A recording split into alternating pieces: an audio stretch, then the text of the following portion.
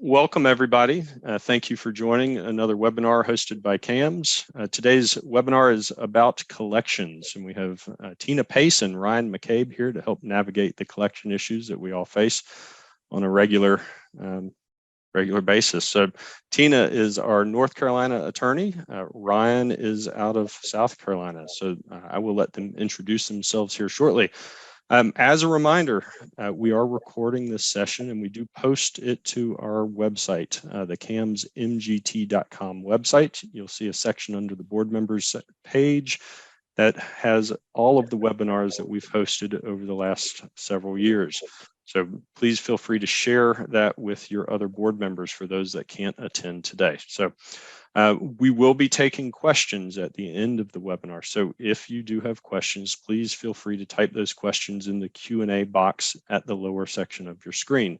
So we'll type the question, I'll read the question, and then we'll let Tina and Ryan answer that question. So Tina, I will stop sharing my screen and turn it over to you and let you get started. All right. Give me 1 second. Stop share. There you go. All right. Let's see if I can share mine. Share screen. Okay. Here we are. Wait, no, we'll do this one. Share. Ah, do I have it? Are you seeing it? Yes, we do. All right. Okay. Now, okay. Need to move forward. Sorry about this, guys. Not the tech savviest person there's ever been. Okay. All right, everyone. I'm Tina Pace. I'm an attorney with Hatchell and Bunn. I've been doing homeowners association law for about 25 years. I know I don't look that old. I know, it's a shock. All right, so overview of collections process. In North Carolina, collections are pretty much governed by a statutory scheme. The first thing that has to happen in accordance with the North Carolina statute is the homeowners association has to send a 15-day letter to the homeowner notifying them that they have 15 days to pay in full and avoid attorney's fees. Your management company will do that for you. If the homeowner doesn't pay in those 15 days, the next step would be a claim of lien. That's what we call notice to the world that the homeowner owes homeowners association dues. It's filed at the courthouse, and arguably they would not be able to sell their property or refinance their property unless they paid the association. If they don't pay after we file a lien, the next step is foreclosure. The board has to adopt a resolution to foreclose. They have to vote to foreclose against a specific property, and we have to have that actual paper resolution to attach to our foreclosure hearing when we send that. So the board votes, we'll get that paper, and then we'll file a notice of hearing of foreclosure, setting the date at which time we'll go to the clerk's office and ask for a foreclosure order to sell the property to recover what's owed. Once we get the order, the next step would be to do a notice of sale that sets the sale date at which time I'll go down to the courthouse and auction the property off to the highest bidder. If the homeowners association is the high bidder, I'll convey title to the association. If the high bidder is a third party, then I'm going to convey title to a third party. So that is the collection process start to finish. And I'll go through each piece of it in a little more detail because I know that was really fast.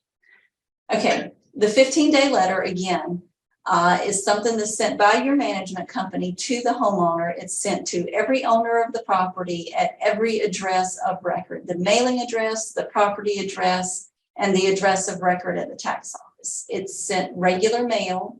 It gives them 15 days to pay in full and avoid attorney's fees. And if the 15 days is passed and they haven't paid, then your management company is going to send a copy of that to me along with a current ledger to get us started in the collection process. We have to have that 15-day letter because if it ends up going all the way to foreclosure, we have to prove that it was sent. It gives us the right to collect attorney's fees. It's also statutorily required as part of the process.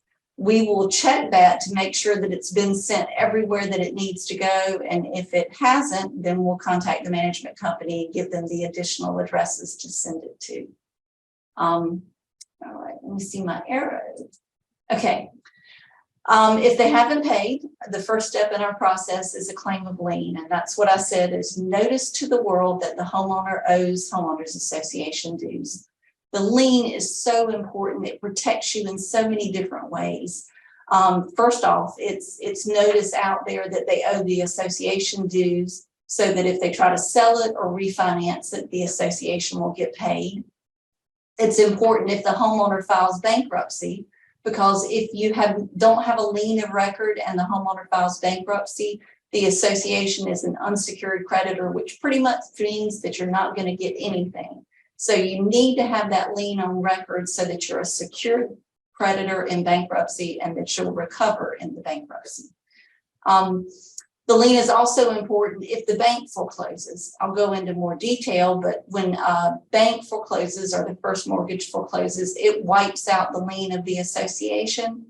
But if in that bank foreclosure, there are high bidders and the bank recovers more for the property than what is owed, that's called surplus funds. And the association would be entitled to apply for those surplus funds if it has a lien of record. If it doesn't have a lien, it is not going to be entitled to the surplus.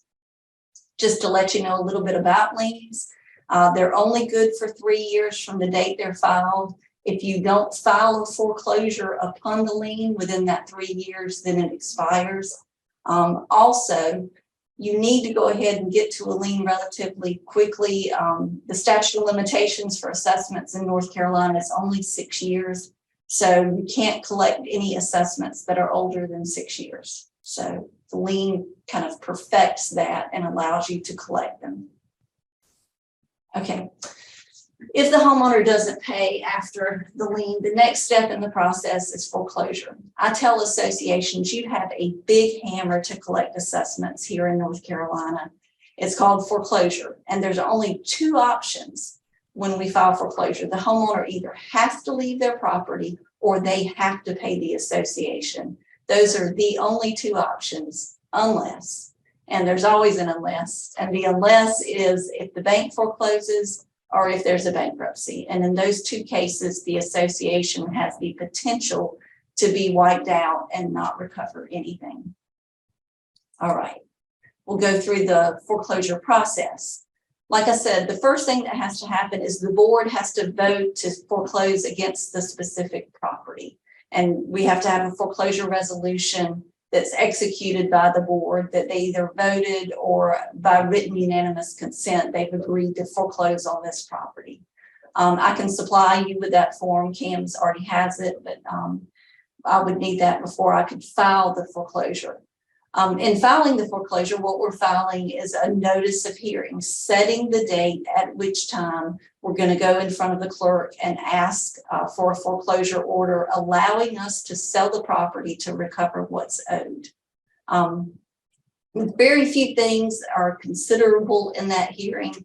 Was the homeowner served? Does the association have a lien? Does the association have the ability to foreclose? Does it have the legal right? And here in North Carolina, pretty much every association has the right to foreclose its lien, even if it's not in your documents, it's in the statutes. The only exception would be an association that's less than 20 properties or an association, well, that's it, really an association that's less than 20 properties. If we get the foreclosure order, we're going to send that to the homeowner. Hopefully they'll pay.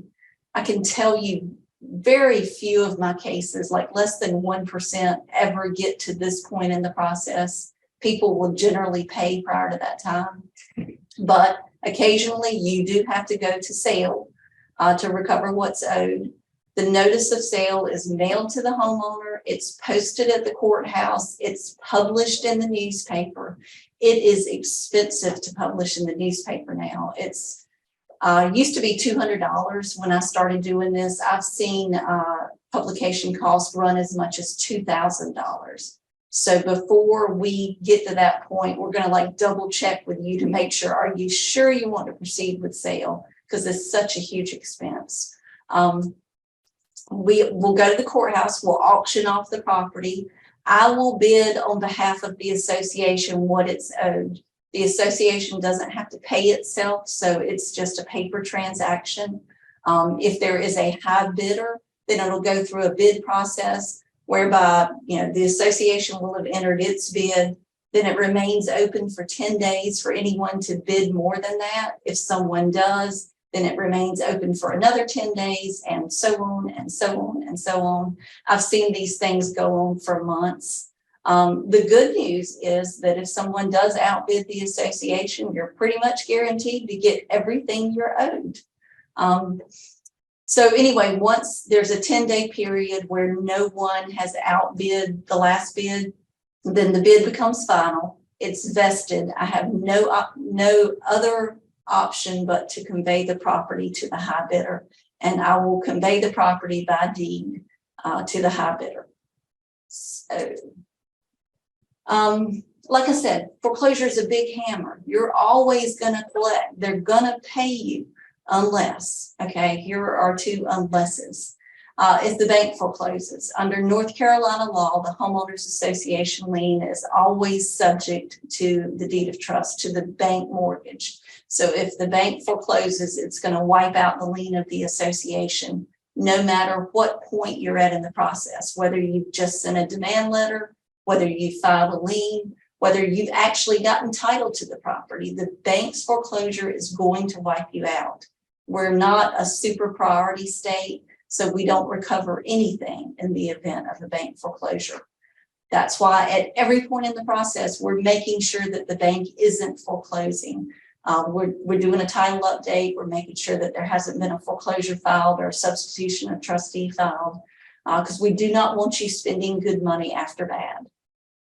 I would say if the bank forecloses, if it files a foreclosure, in my experience, at least 50% of bank foreclosures are ultimately dismissed because the homeowner brings the mortgage current.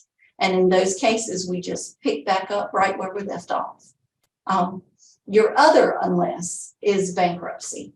If the homeowner files bankruptcy, if it's a Chapter 7 bankruptcy, you're probably not going to get paid anything, even if you're secured, because a Chapter 7 means that the homeowner is turning everything over to the bankruptcy trustee to be distributed to who's entitled to it. And because under North Carolina law, the bank is always ahead of us, the bank is going to get first dibs on that property. Most people file what's called a Chapter 13. It's a reorganization. In those cases, they're trying to keep their property, and the trustee will pay the association what it's owed over the period of the bankruptcy plan, which is generally 5 years. And again, you're only going to get that if you already have a lien on the property at the time that they file bankruptcy.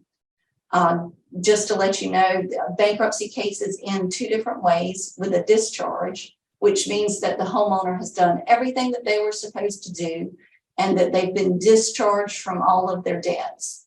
And again, if you had a lien on the property, you're going to have recovered everything that you were owed. If you did not have a lien on the property, that means that anything that was owed at the time they filed bankruptcy is wiped out, and you are never going to recover that. If it's dismissed, the bankruptcy case is dismissed, it means that the homeowner did not do what they were supposed to do, and they've been kicked out of bankruptcy court.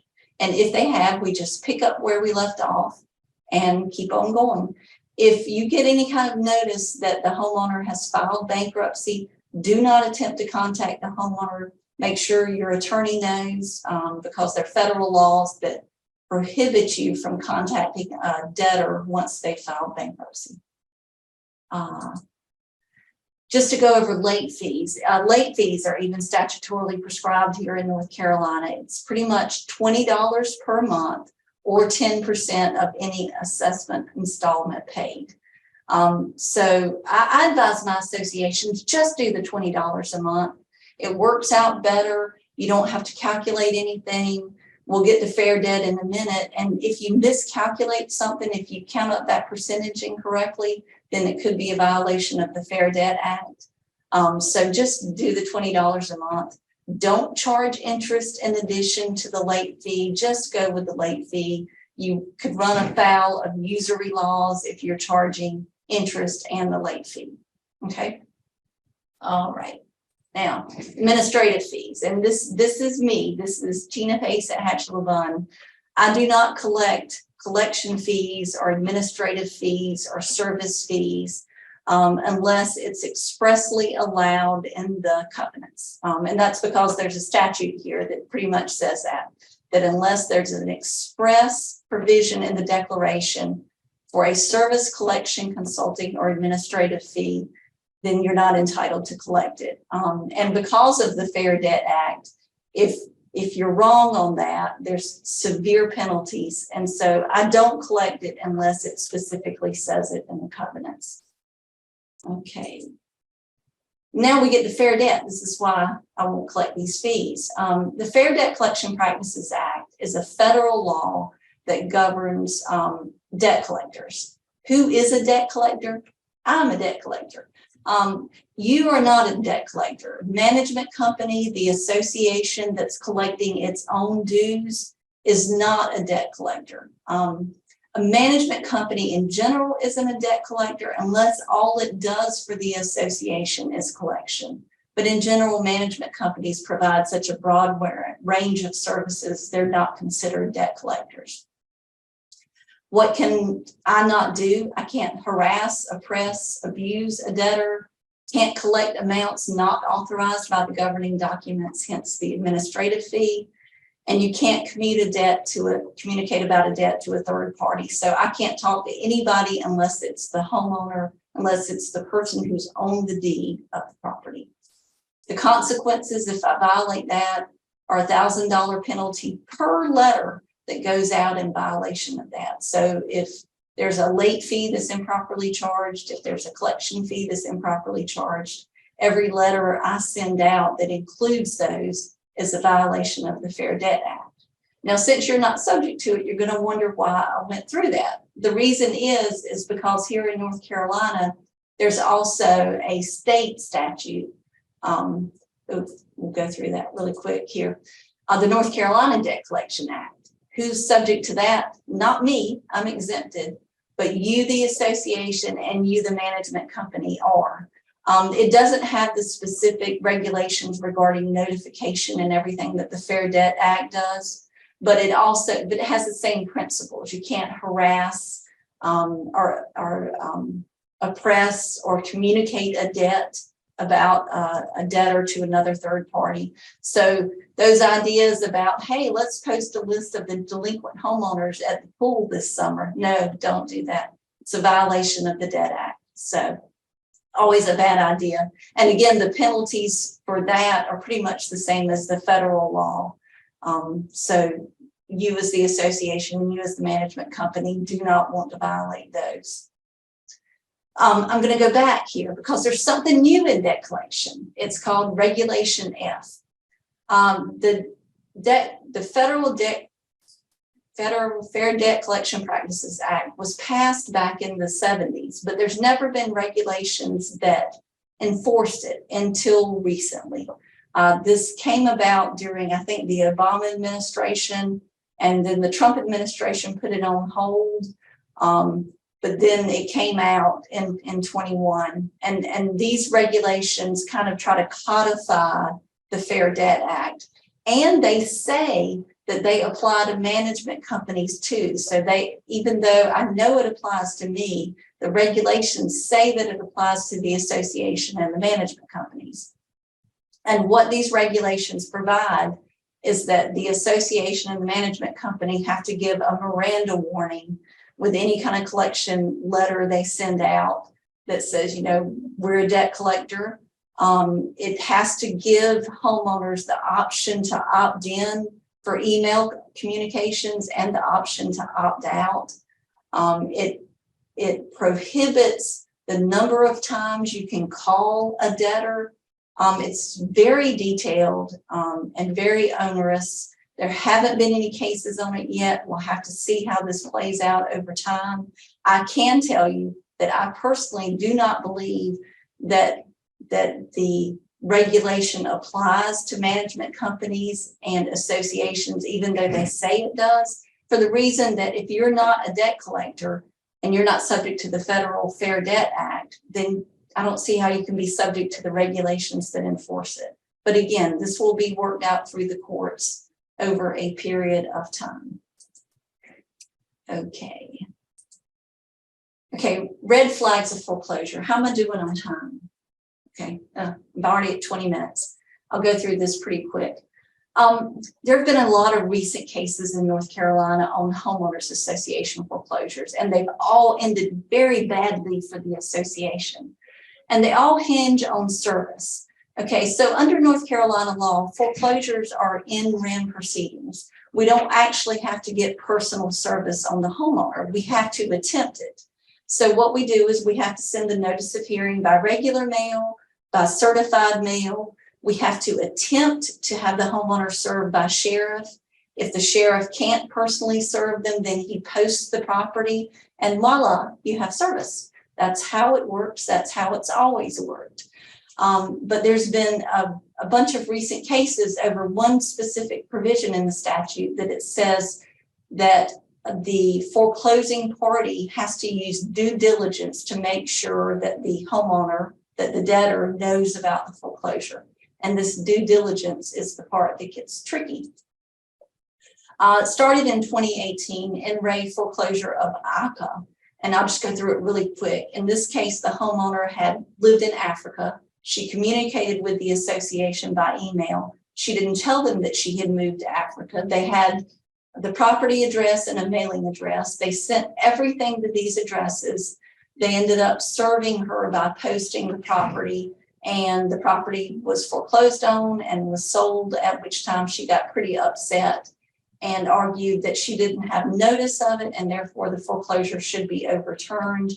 The court looked at it and said, yes, since the association had her email address, they should have emailed her the foreclosure. Craziest thing I ever heard of.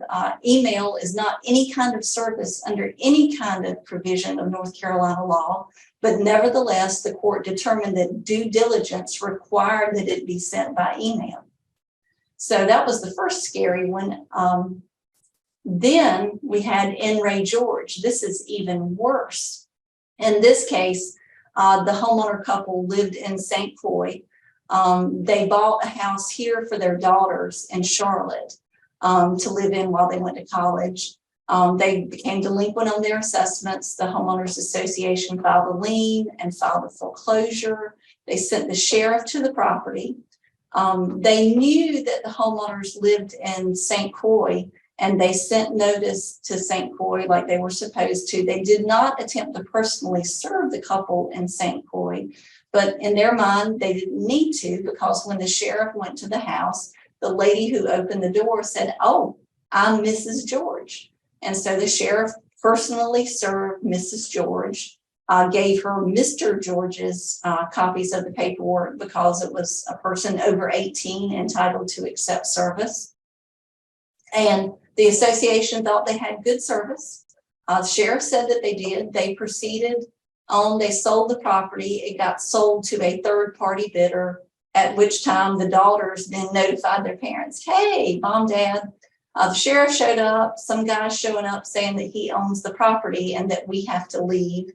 The parents were extremely upset. They filed suit, and the court ruled that the association should have known that Mrs. George wasn't at the property because they knew she was at St. Croix, and that therefore it wasn't good service.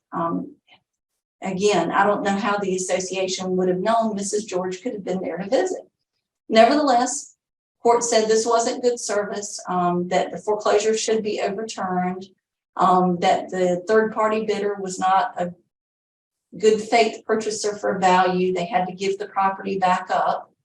The third party had done a lot of work to the property, And the Georges had a bunch of damages. So the Georges proceeded to sue the association for damages. They wanted lost rental income. They wanted the cost that it took to house their daughters during all of this. And they wanted the property taxes, and they wanted what they needed to repair the property. And the court's like, you're right. The association should pay all that. And it's currently back at the trial court to determine how much the association has to pay the Georges for this improper foreclosure. The point here to all of this is that the Court of Appeals does not like homeowners association foreclosures. If we are foreclosing, that's fine.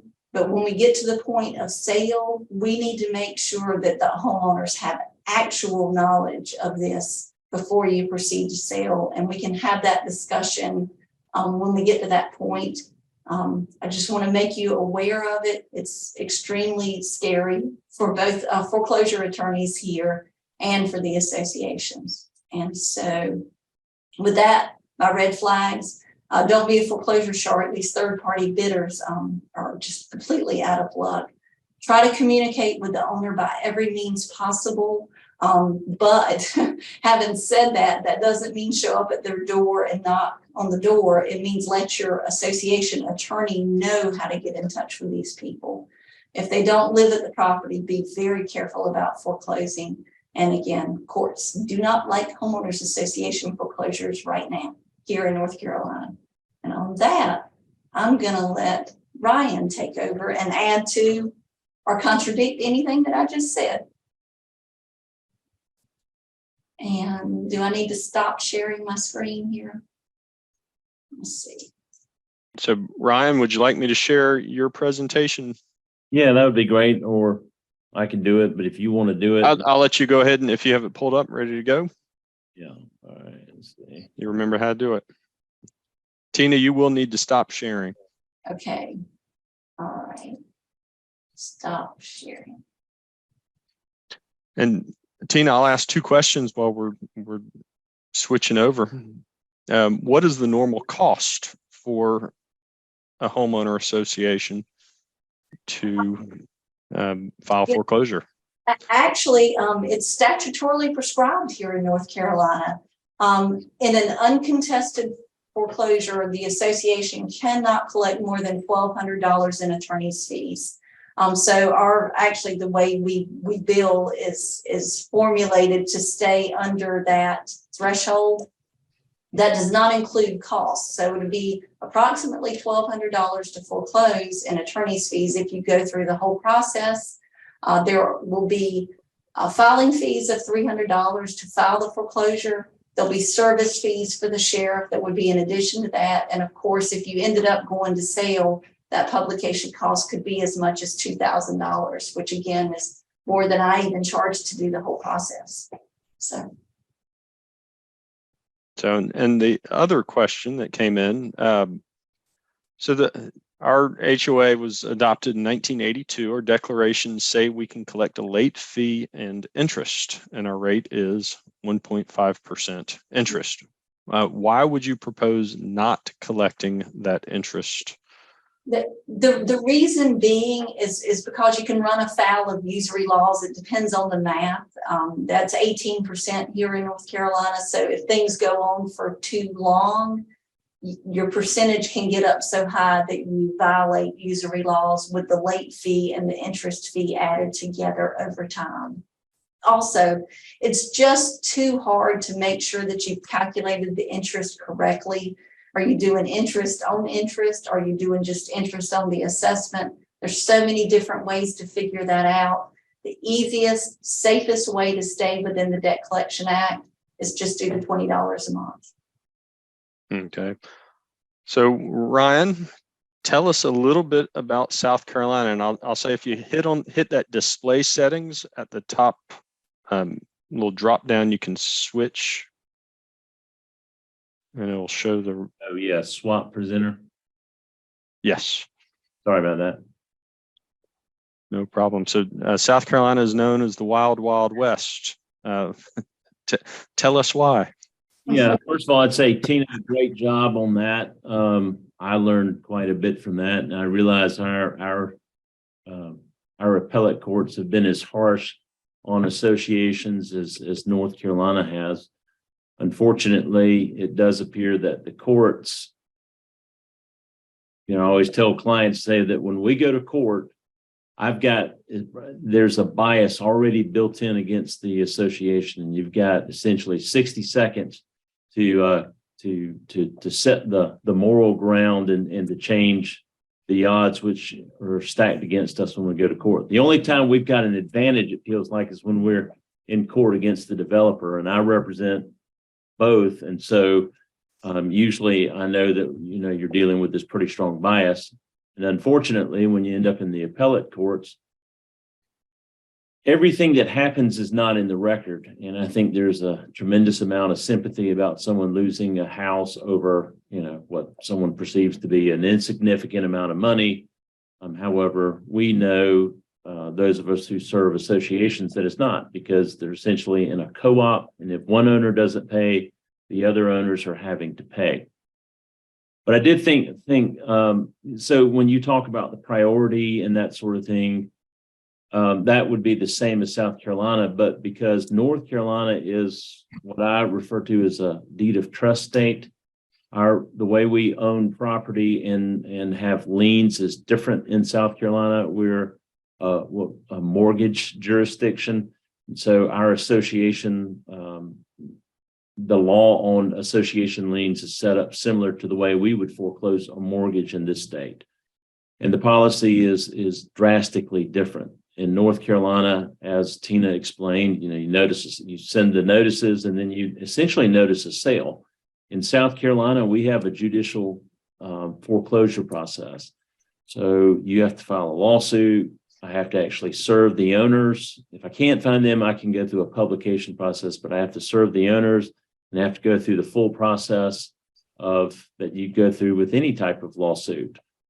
And that means that sometimes foreclosure can be a lengthy process in South Carolina.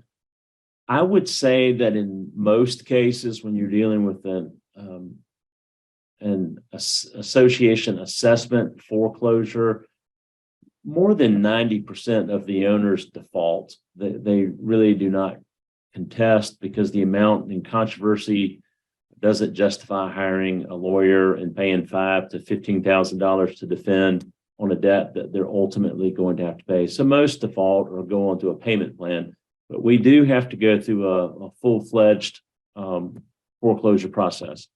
So I jumped ahead of myself a little bit, but in North Carolina, there's a statute that sets out the lien and foreclosure process for associations. We do not have one of those in South Carolina. We do have a homeowners association statute, but it essentially just requires associations to file their bylaws and rules and regulations in addition to the restrictive covenants, which are already by law recorded. So it's more important to have a collection policy in place in South Carolina, because the North Carolina statute, from my view, essentially required there's a statutory policy, right? But in South Carolina, we need to make sure, because the courts ask us if we have a policy and if we inform the owner. So you need to look at your covenants, conditions, and restrictions, your bylaws, any rules that are in place. Obviously, consider the needs of the community, the amount of the assessments, whether you're assessing monthly or quarterly, however you do that. And then we recommend that the associations pass some type of resolution that sets out due dates, the number of warning letters, grace period, the amount of any late fees, that sort of thing. We recommend now, after adoption of our Homeowners Association Act, which is minimal, but still we recommend that you record those policies in most cases. The policy should also say when the association intends to file its notice of lien, and at what point that it's going to foreclose or commence foreclosure on a delinquent assessment. we don't like to establish a payment policy in when we're doing the collection policy, because we find that a lot of owners will just automatically accept that if you publish that. But obviously that's something for the management company and the board to do. So I would emphasize the need for a collection policy in South Carolina, because we don't have a statutory process and it can be different from the community to community. And it's important that the courts know that you do have a collection policy, that it's well known to the owners. And so that seems to be one big difference between our states. Now, I know that most associations have collection policies in North Carolina, but it's really important in this state, since we do not have a statute. So because we don't have a statute, the notice of lien in our state is done by contract, and a declaration of covenants, conditions, and restrictions is a contract. While most owners don't think of it as being a contract, it's a contract that you assume by virtue of purchasing real estate. Our law says that when you record the deed, if there are restrictive covenants, that is in essence, you are signing the restrictive covenants. And so that forms the basis of our contract. And so in South Carolina, with the exception of condominiums, we do have a condo statute. I can only have a lien, or excuse me, the association can only have a lien if that right is a part of the covenants. And what can be liened? For instance, is it just assessments? Is it interest? Is it late fees? Is it attorney's fees? All those things have to be expressly provided for in the covenants. So I can't add attorney's fees if the covenants and conditions and restrictions don't provide for that in South Carolina. I can only have a lien as expressly authorized by the declaration.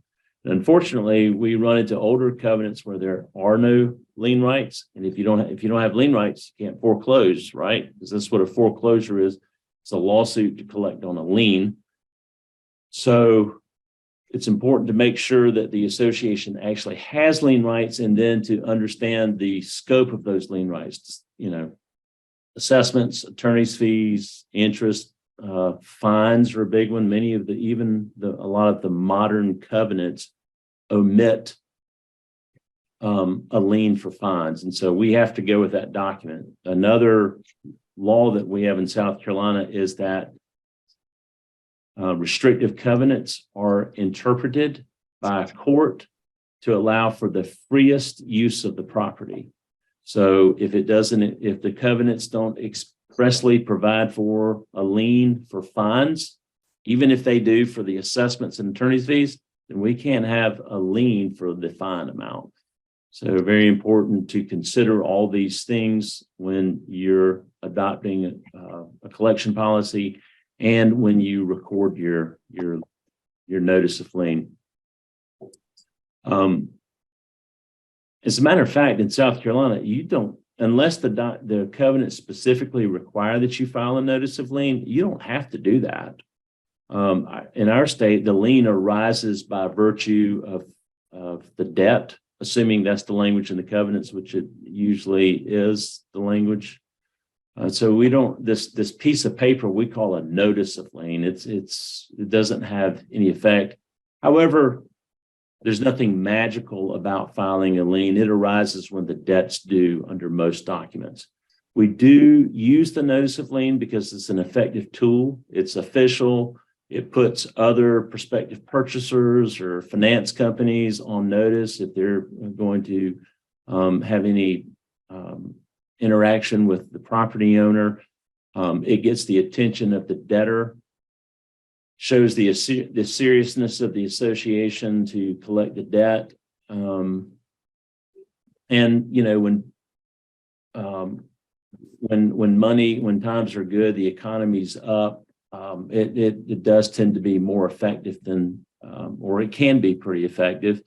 But the owners have to know that the association is ultimately willing to foreclose, or the liens just aren't as effective in South Carolina, in my opinion.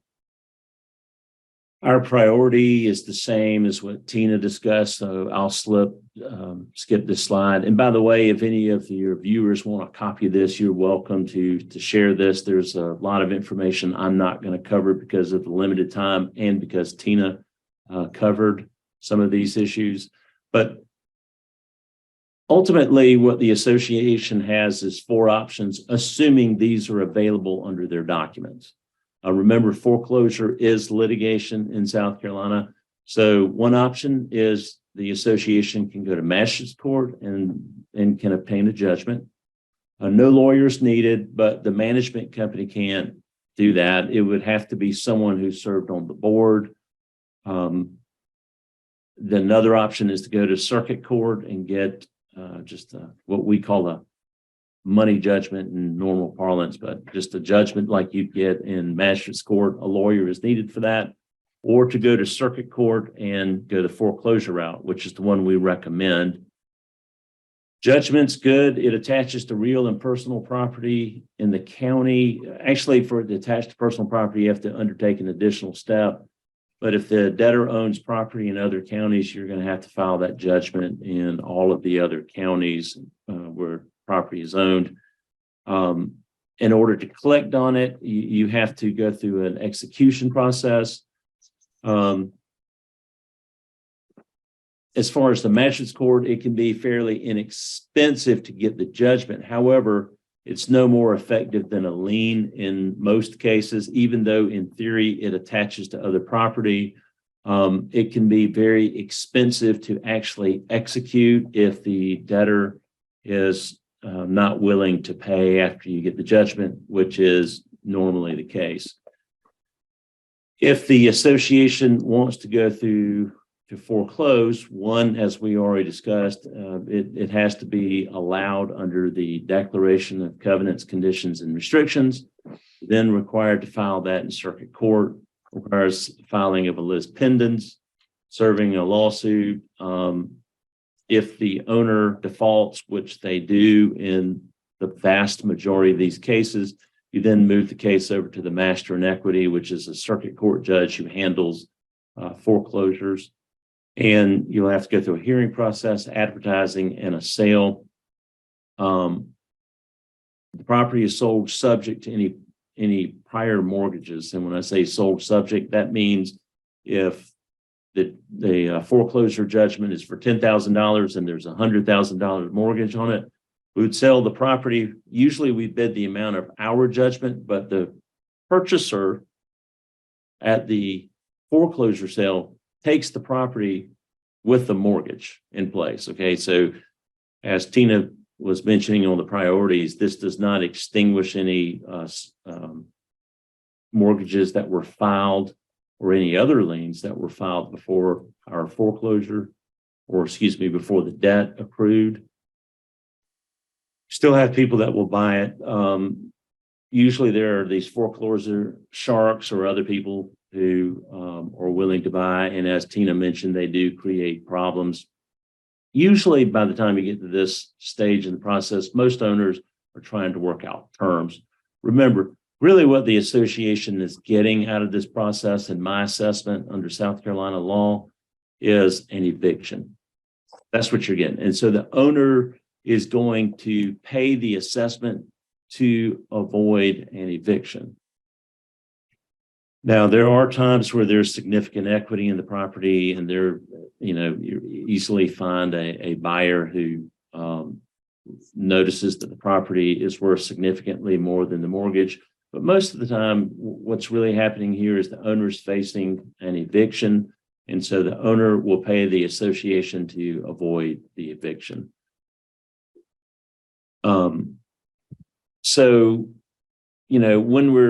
when you're considering the foreclosure process, there are times where maybe a foreclosure isn't optimal. One of those would be if you have an unimproved lot. If there's a tenant in the property, maybe you want to consider getting the judgment, because that is something that you can have the court appoint a receiver and collect the rents. Normally, if you're dealing with a residence where it is the property that you're foreclosing is a primary residence for the owner, most of those cases they usually pay. Talked about this a little bit, but here's an outline essentially of how the foreclosure process works. We're going to order a title search, decide who should be made a party. Normally, it's just going to be the owners of the property, the house or the home that you're land that you're foreclosing. Then you have to comply with all the requirements of a lawsuit, filing summons of plain lis pendens. We have to physically serve the defendants. If we cannot locate them, we can get an order that permits us to serve them by publication. We have 30 days to answer. We then refer the case to the master in equity, have a hearing and sale. Now, normally what's going to happen along this way, we're going to have some negotiations with the owner where maybe they reach out to us or to the management company and ask to go on a payment plan or something of that nature. And in South Carolina, we are able to delay the next step while the owners stay on a payment plan. Some of the issues we run into is, what happens if the bank commences a foreclosure after the association? Normally, our recommendation is that you discontinue because you don't want to throw good money after bad. You have to pay money to transfer, for the filing fees. You have to pay money to get to the master in equity. As Tina mentioned, the advertising can be very expensive. It varies by county. But if the bank commences a foreclosure after you start yours, usually you want to stop what you're doing and see what plays out with the bank. Sometimes the owners cure with the bank. If they do, that's always a good sign for the association.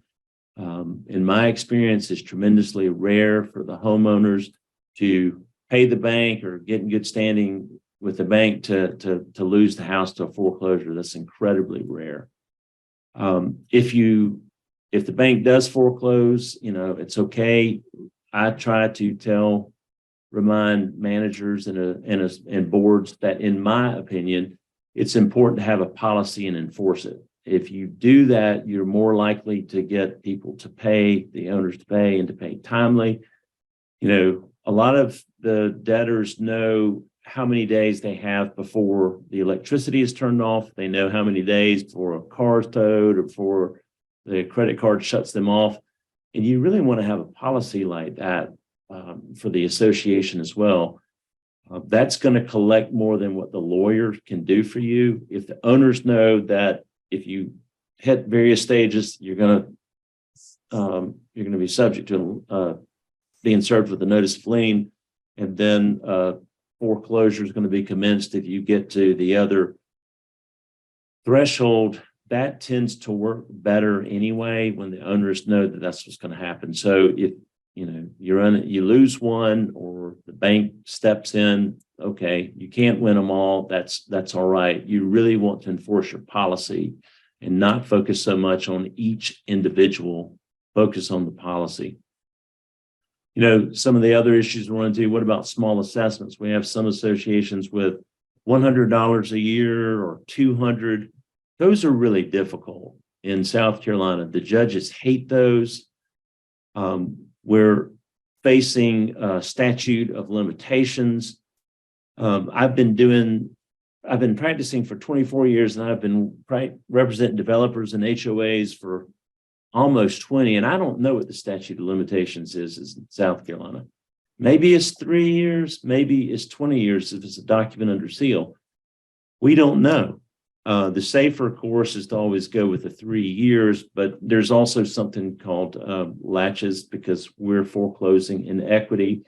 And that essentially means what's reasonable under the circumstances. And so that creates a real challenge when you're dealing with associations with small assessments, because we get a lot of pushback from the court, especially, again, let's use a scenario where we're struggling with, we don't want the owner to use the statute of limitations with us, and our law really hasn't settled what it is under a declaration, right? The assessment's $200, we wait 3 years. The filing fees and the master in equity and the advertising exceed the amount of the debt. And that doesn't even include the attorney's fees. So the judges get upset with us many times, but trying to figure out the best way to handle these can be pretty difficult. The other hand, if I go to magistrate's court, I end up with a judgment. The judgment expires in 10 years under the best scenario. And most South Carolinians are judgment proof.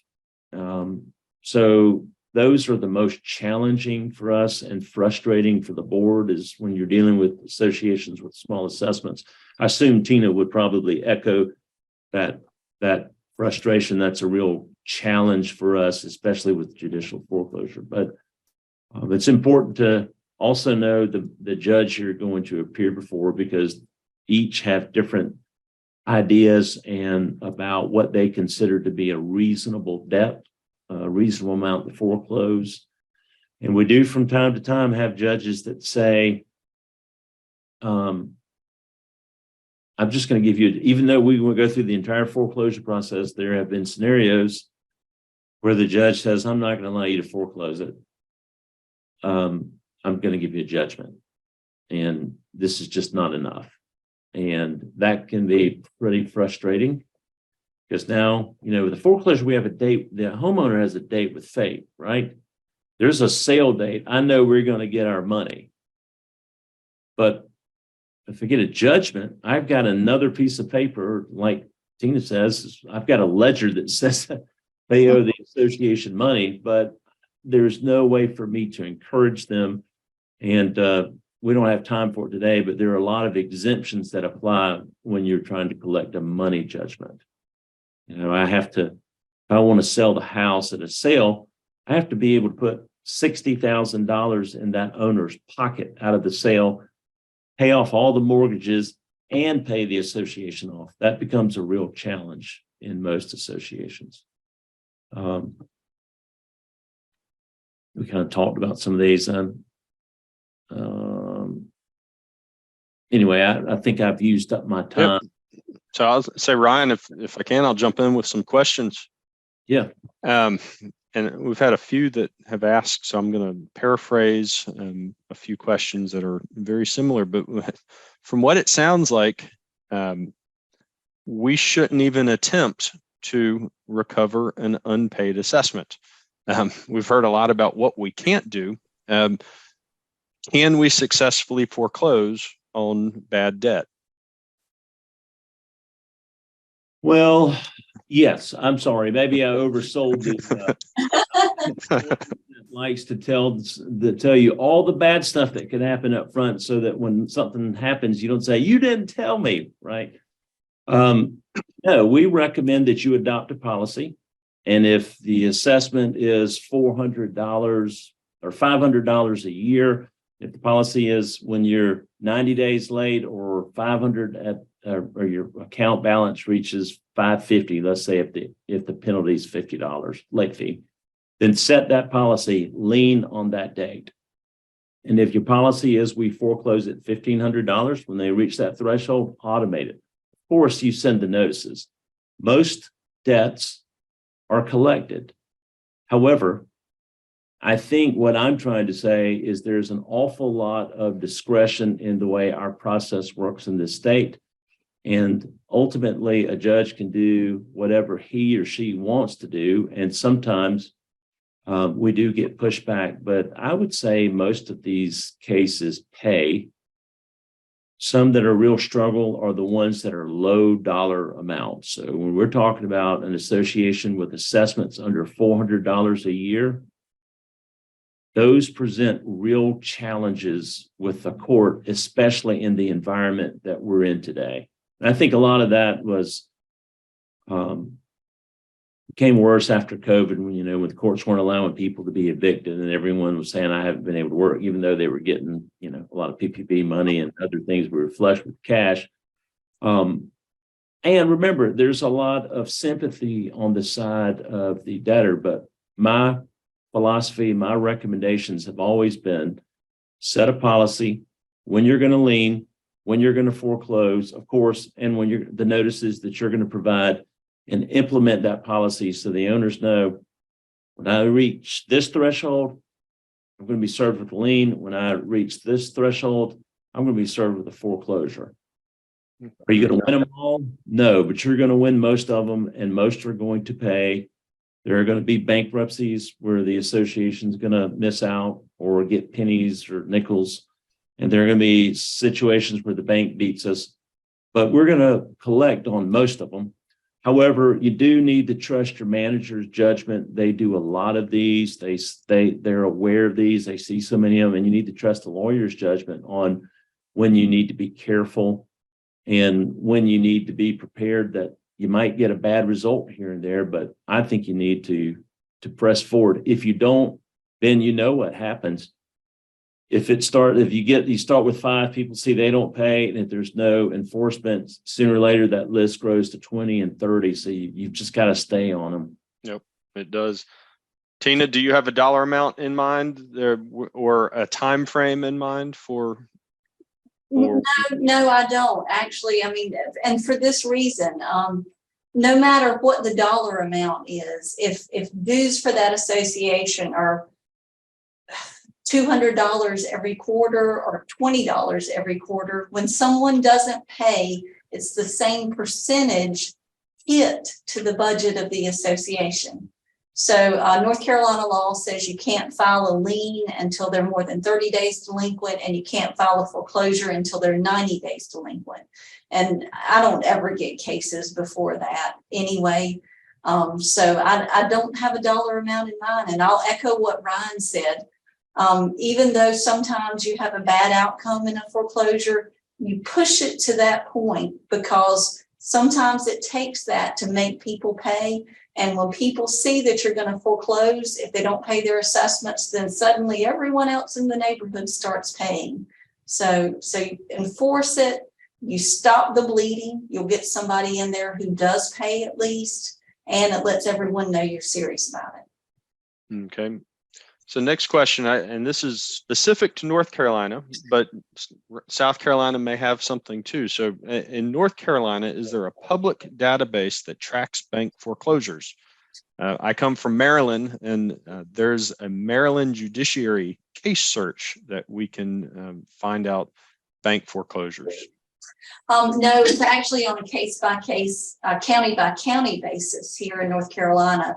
The county special proceedings clerk usually has a book of current foreclosures, and you can go up there and look at it.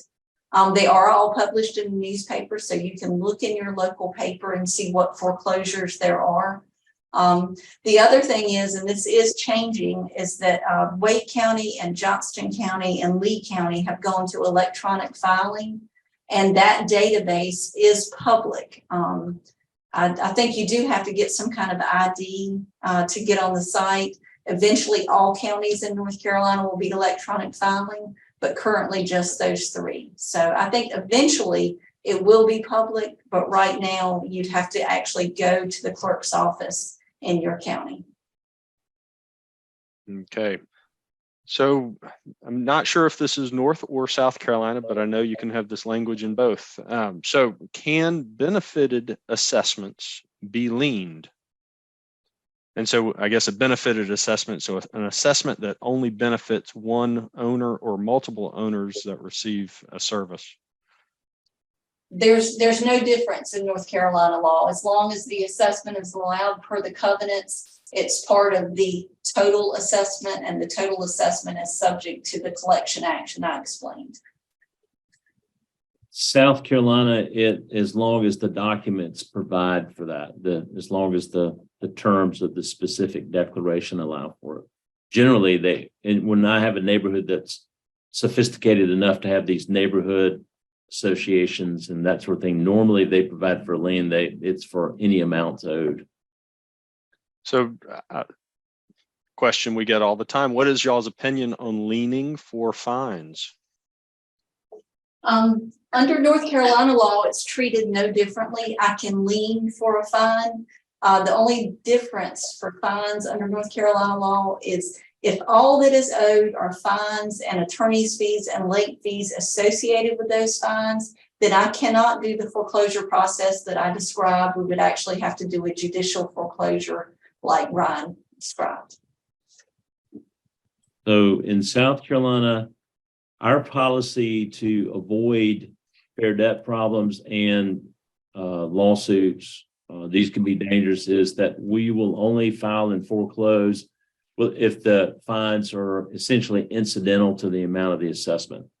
We many times associations I think sometimes the boards feel that the least expensive way, or the way to get an owner to follow a rule, is to do that through a collection action, levy the fine, and then say, well, foreclose. That's pretty risky. One, we talked about there's a fair amount of risk on these cases now. You really have to dot your I's, cross your T's and when you add in the fine aspect, foreclosing a fine, it really exposes the association to a tremendous amount of risk, because the story becomes, you're trying to take my house because I didn't put my Herbie Kirby up. And you can end up with an emotional jury. Some of these in South Carolina, that's going to end up before a jury, especially if they assert a counterclaim. So that could be a really dangerous way to go. If you want to get compliance, it costs more, but what you need to do in South Carolina is you need to bring a covenant enforcement action. You need to go to the judge, not the jury, and say, Judge, make this owner do what they're supposed to do, and get an injunction. We will include the fine as a part of the lien if the documents expressly provide that we can do that, because in South Carolina, we can only do that if the contract between the owners and the association allows the association to have a lien for fines. Most of the older documents do not. Most of the newer documents do. When I draft documents for developers, I include fine as something that's lienable, but a lot of documents do not. So we're just over 5:30. I'm going to ask one last question. And this is North Carolina specific, but I know South Carolina can answer it too. So in North Carolina, once a lien is recorded and the rest of the foreclosure process time specific? And I think you answered this earlier, but a time specific or a time limit for liens? Yes, liens expire after 3 years. So once you file a lien, it attaches to all dues and assessments and late fees and fines that become due during the pendency of the lien. But if you do not file a foreclosure within 3 years of filing the lien just expires and it's void and not collectible. You'd have to file a new lien in order to proceed. And again, it's only a 6-year statute of limitations. So if you did that twice, you're starting to exceed the statute. So. Well, excellent. Well, Tina, Ryan, I greatly appreciate your time tonight. Thank you for sharing information about collections. I learn something every time. So, and I've done these for almost 20 years. Well, everyone that is still with us, we thank you for joining us. As a reminder, these are recorded and we do place them on our website for you to share that information with your future board members or other board members. If you do have questions, please feel free to reach out and we'll be happy to forward any information we can over to Tina and Ryan, and they can help provide you that additional guidance. So thank you again, and we will sign off. So good night. Thanks. Thank you. Thanks. Bye-bye.